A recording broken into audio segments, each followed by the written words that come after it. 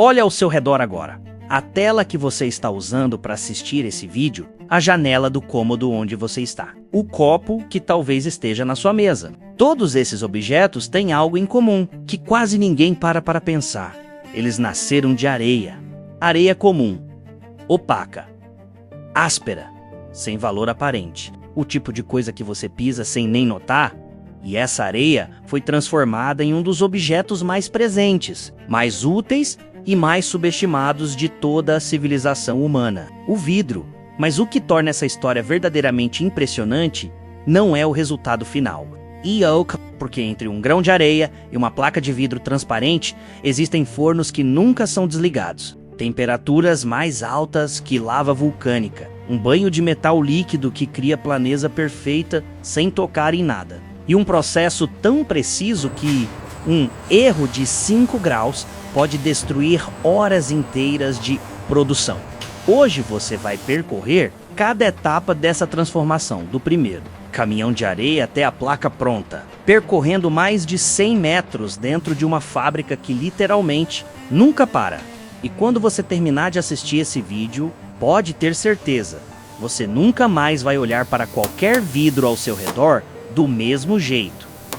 Mas antes de entrar na fábrica, deixa eu te contar de onde essa história realmente começa. Porque o vidro não foi inventado, ele foi descoberto.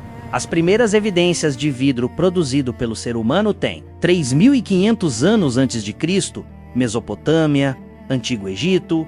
Naquela época, era um material de luxo absoluto, reservado a amuletos, vasos rituais e objetos de status. Produzi-lo era tão raro e tão difícil que apenas pouquíssimas pessoas no mundo sabiam como fazer.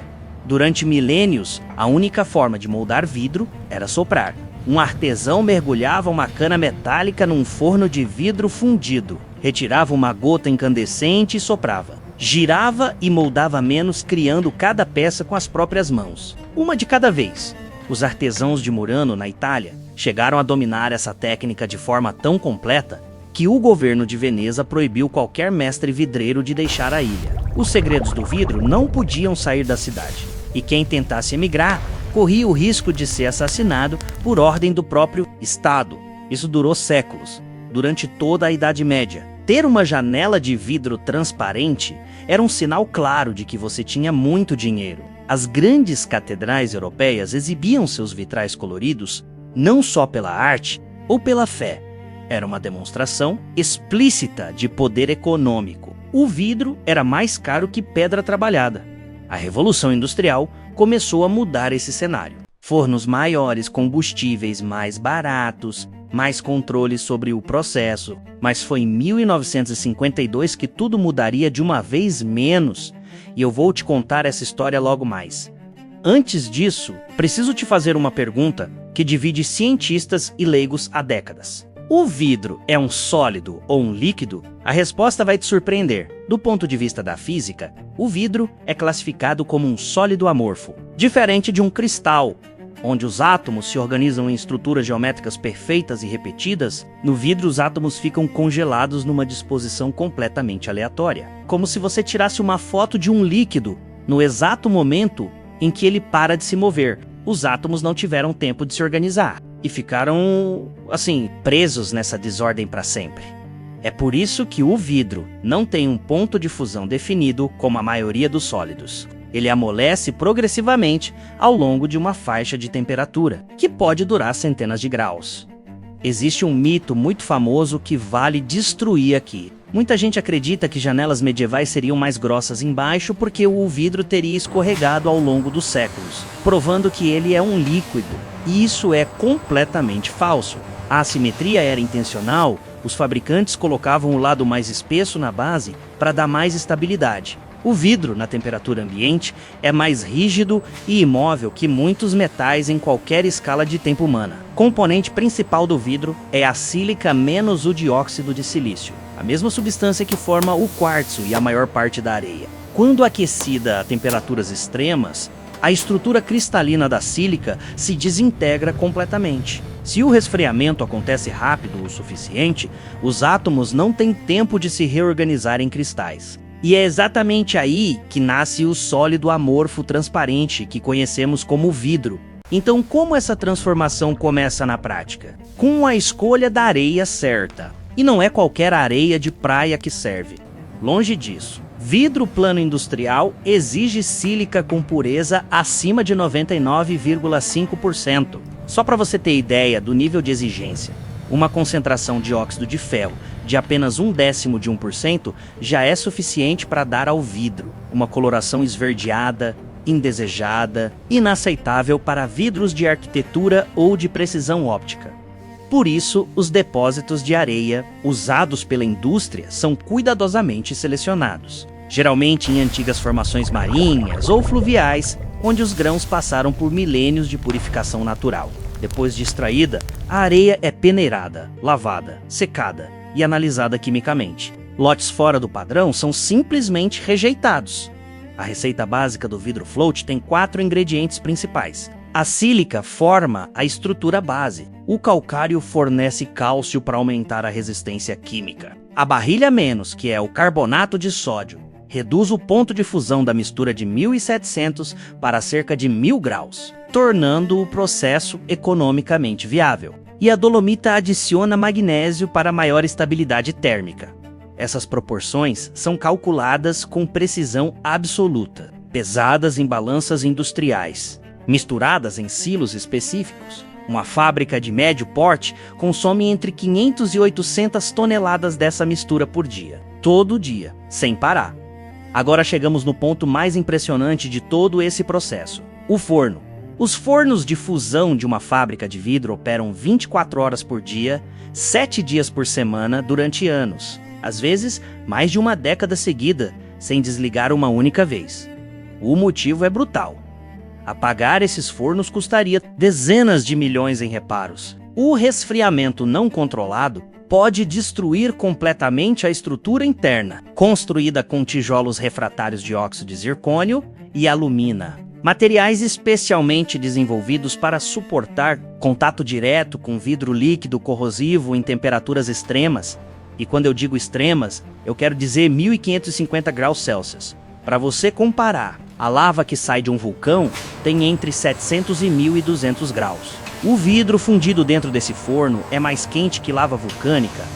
Nessa temperatura, a mistura sólida de areia, calcário e barrilha se transforma completamente em uma massa líquida incandescente, de um laranja quase branco, que flui com a viscosidade do mel aquecido. É exatamente nesse momento que a areia deixa de existir e começa a virar vidro dentro do forno. Agitadores mecânicos e correntes de convecção garantem que não exista nenhuma bolha de ar, nenhum grão não derretido, nenhuma variação de composição. Um vidro com bolha interna é vidro rejeitado. O padrão da indústria não aceita nada menos que perfeição.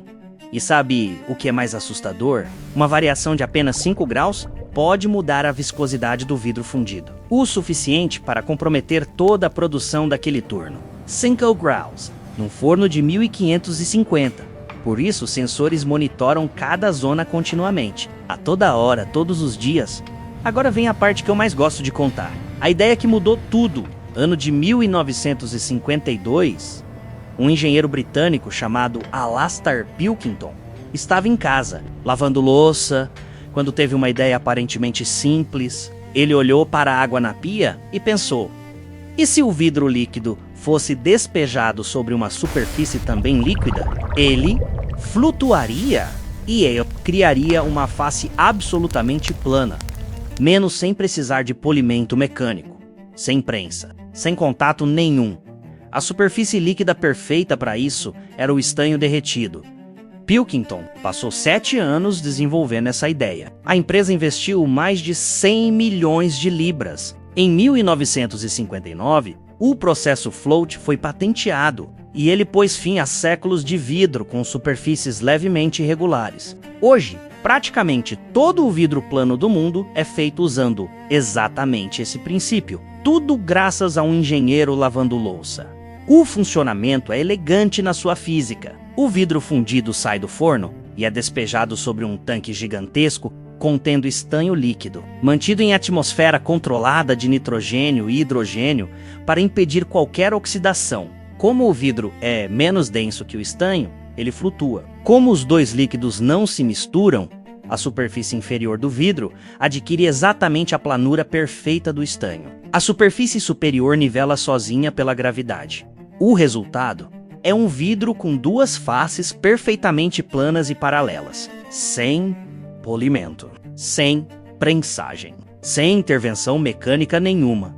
E tem mais: a espessura é controlada pela velocidade de avanço da fita de vidro. Mais rápida, o vidro se afina. Mais devagar, ele se espessa. Assim, no mesmo tanque com o mesmo material, é possível produzir vidros de 1,6 mm para telas de celular até 25 mm para aquários e vidros blindados. Basta mudar a velocidade.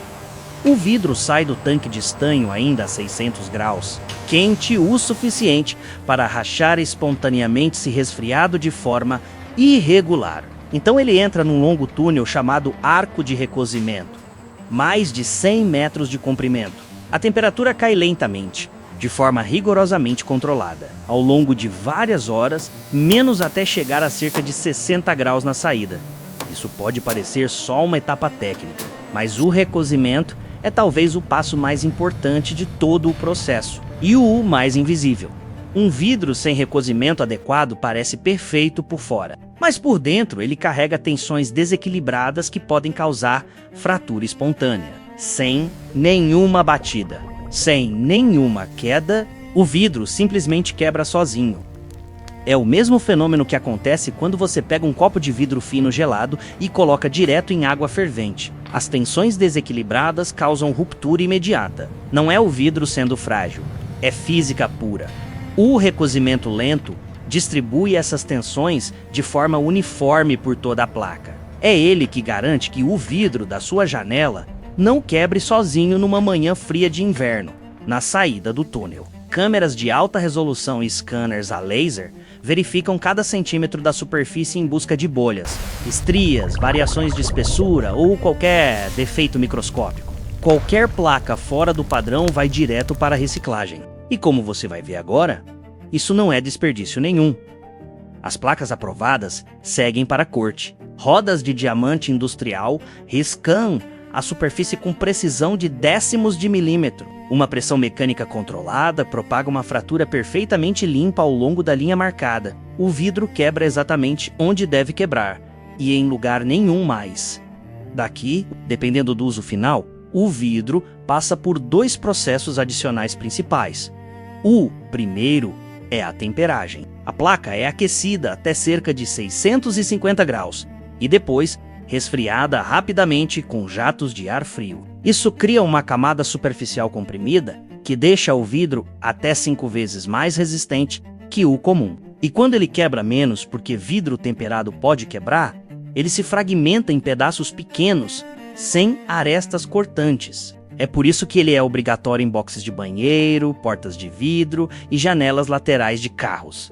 O segundo é a laminação. 2 ou mais placas são unidas por um filme de polímero. Quando esse vidro quebra, os fragmentos ficam presos no filme. O vidro racha, mas não se dispersa. É o que está no para-brisa do seu carro. É o que reveste fachadas de Eranhazéis, onde uma falha não pode nunca jogar vidro na calçada lá embaixo.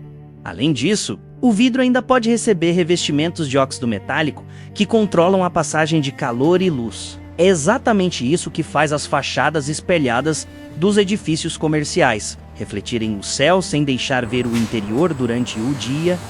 Agora quero te mostrar outro lado dessa mesma história. Porque enquanto a indústria produz toneladas de vidro por hora com precisão milimétrica, existe um mundo completamente diferente onde o vidro ainda nasce das mãos de uma pessoa em oficinas artesanais espalhadas pelo mundo. De Murano até o Brasil, menos mestres vidreiros trabalham com o mesmo princípio de 2000 anos atrás. O sopro.